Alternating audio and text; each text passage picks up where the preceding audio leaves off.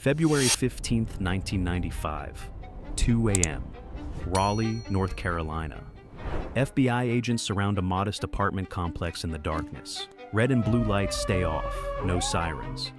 They've waited years for this moment and won't risk spooking their target now. Inside apartment 202, a man sleeps surrounded by laptops, cellular scanners, and enough cloned phone codes to make him untraceable. For 2.5 years, he's been a ghost, the most wanted computer criminal in America. A man the Justice Department once called a computer terrorist. The lead agent gives the signal. The door splinters inward. Kevin Mitnick jolts awake to find gun barrels inches from his face. But instead of panic, a strange calm washes over him. He looks past the agents and spots a familiar face standing in the doorway. A Japanese-American man with glasses. The one person who managed to track him across the digital wilderness. Mitnick smiles. "Hello, Tsutomu. Congratulations. The world's most wanted hacker has just complimented the man who destroyed him. How did a kid from Los Angeles become America's most feared cyber criminal? Why did the FBI spend millions hunting a man who never stole a dollar? And how did a single Christmas Day attack seal his fate?" Van Nuys, Los Angeles. A 12-year-old boy sits on a city bus, watching the driver punch transfer tickets. Most kids would zone out. Kevin Mitnick is memorizing the pattern. He notices that each punch position corresponds to a specific route, time, and date. The combinations aren't random, they're a code, and codes can be cracked. Kevin approaches the driver with innocent curiosity. "Excuse me, sir. Where could I buy a punch like that? I need one for a school project." The driver, charmed by the polite kid, gives him the address of a supply store. Within days, Kevin is riding every bus in Los Angeles for free. He dumpster dives behind bus depots for blank transfers, punches them himself, and travels wherever he wants. His mother finds it clever. His father calls it initiative. The bus drivers who eventually catch on just laugh and let him ride anyway. Kevin Mitnick has discovered something that will define his entire life. Systems have rules, but rules have loopholes. And if you understand how something works, you can make it work for you. He doesn't know it yet, but he's just performed his first hack. Los Angeles. Kevin is 15 when a high school friend introduces him to phreaking, the art of manipulating telephone systems. The friend shows him something magical, secret test numbers that let you make long-distance calls for free. Kevin's eyes light up. It's the bus transfers all over again, but bigger, much bigger.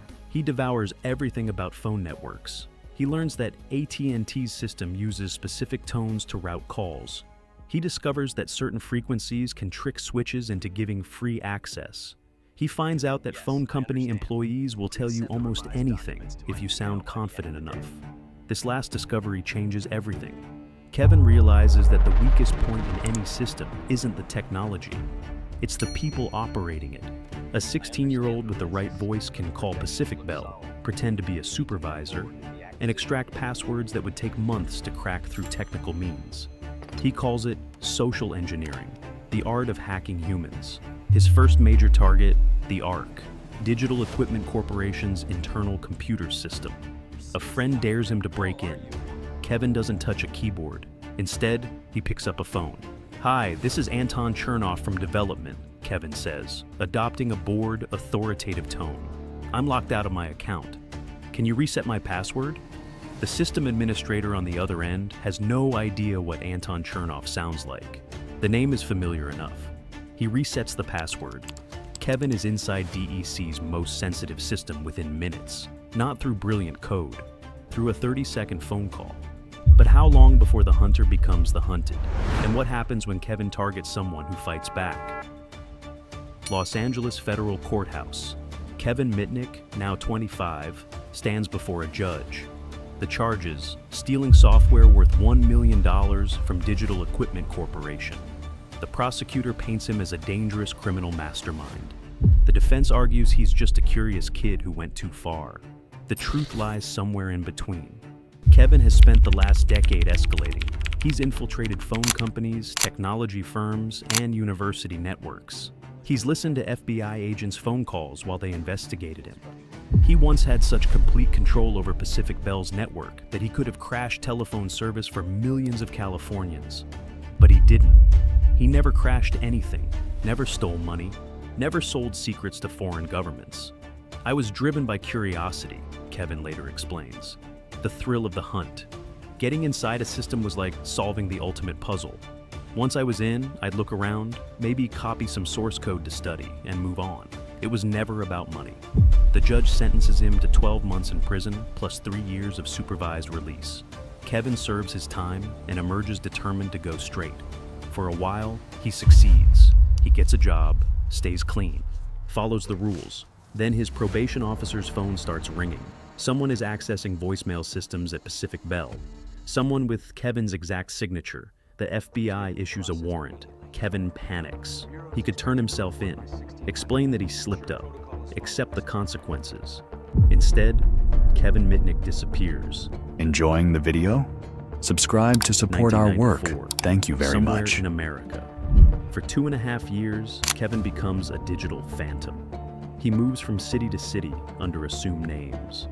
Eric Weiss, Brian Merrill. Each identity comes with cloned cellular phones that make him impossible to trace. But Kevin can't stop hacking. The compulsion is too strong. While fugitive, he breaks into Motorola and steals source code for their newest cellular phones. He infiltrates Nokia, NEC, Sun Microsystems, and Fujitsu. He compromises the California DMV database. He accesses Novell's network and copies their proprietary software. He doesn't sell any of it, doesn't profit. He just collects. It was like an addiction, Kevin admits years later. I knew I should stop, but every time I saw a new system, I had to know what was inside, had to prove I could get in. The FBI assigns their best agents to the case. They trace calls, interview associates, follow every lead. Nothing works. Kevin monitors their investigation in real time by hacking their voicemail.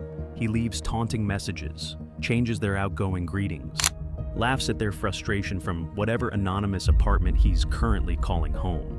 The Bureau is humiliated. They're chasing the most wanted hacker in America, and he's listening to their strategy sessions like a kid with a walkie-talkie. But Kevin is about to make a mistake. He's about to attack someone who doesn't play by normal rules. December 25th, 1994, 2:09 p.m. While most Americans open presents with their families, 3 computers in a beachside cottage near San Diego begin receiving strange commands. Someone in cyberspace is probing them, testing their defenses. The computers belong to Tsutomu Shimomura. Shimomura is a computational physicist at the San Diego Supercomputer Center. He's also one of the most respected security experts in the world. His systems contain files on hacking techniques, security vulnerabilities, and tools that could be worth millions to the right buyer. The attacker uses a technique that exists only in academic papers: IP spoofing combined with TCP sequence number prediction. It's so sophisticated that most experts didn't believe it was possible outside laboratory conditions. Within hours, the intruder copies thousands of files and vanishes. Shimomura discovers the breach the next morning. He's furious. Not just violated, but professionally insulted. Someone used cutting-edge techniques against a man who literally wrote the book on network security. Then come the voicemail messages.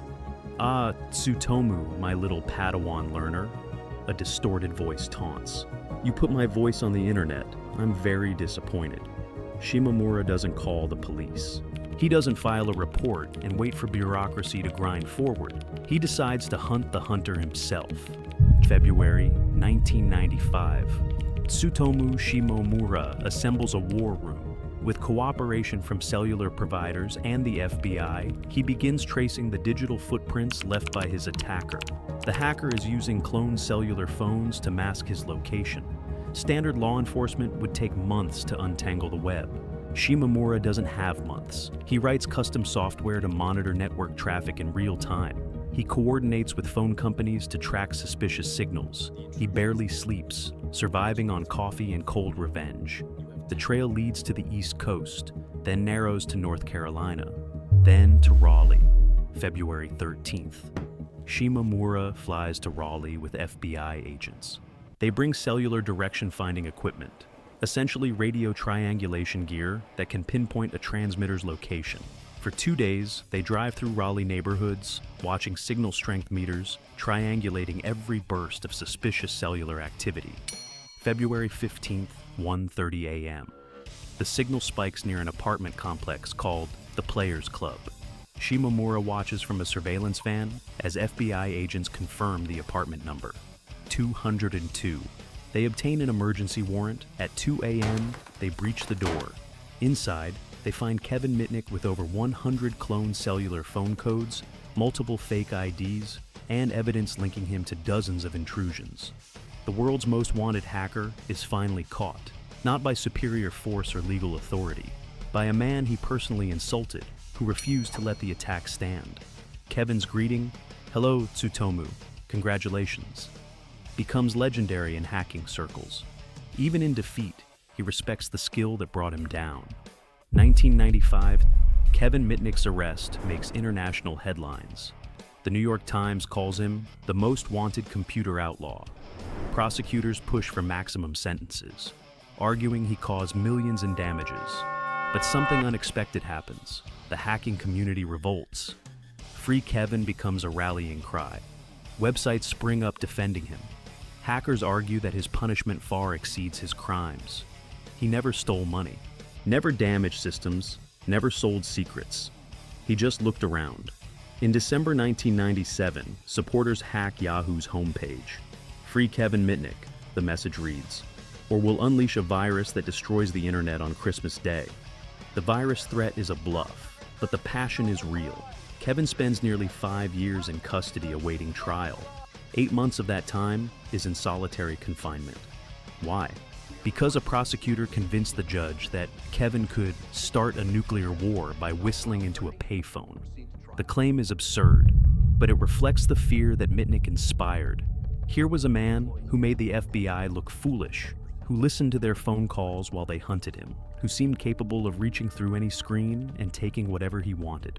In 1999, Kevin pleads guilty to multiple counts of wire fraud and computer fraud. He's sentenced to time served plus supervised release. January 21st, 2000. Kevin Mitnick walks out of prison a free man. There's just one condition. He's banned from using any technology except a landline telephone for 3 years. For the world's most famous hacker, it's like asking a painter to never touch a brush. 2003-2023. When Kevin's technology ban lifts in 2003, the world holds its breath. Would America's most notorious hacker return to crime? He does the opposite. Kevin founds Mitnick Security Consulting, offering the same skills that once made him an outlaw, but now for companies willing to pay. He becomes a penetration tester, a white hat hacker hired to find vulnerabilities before criminals do. His clients include Fortune 500 companies and government agencies. His success rate, 100%. In over 16 years, he never fails to breach a target.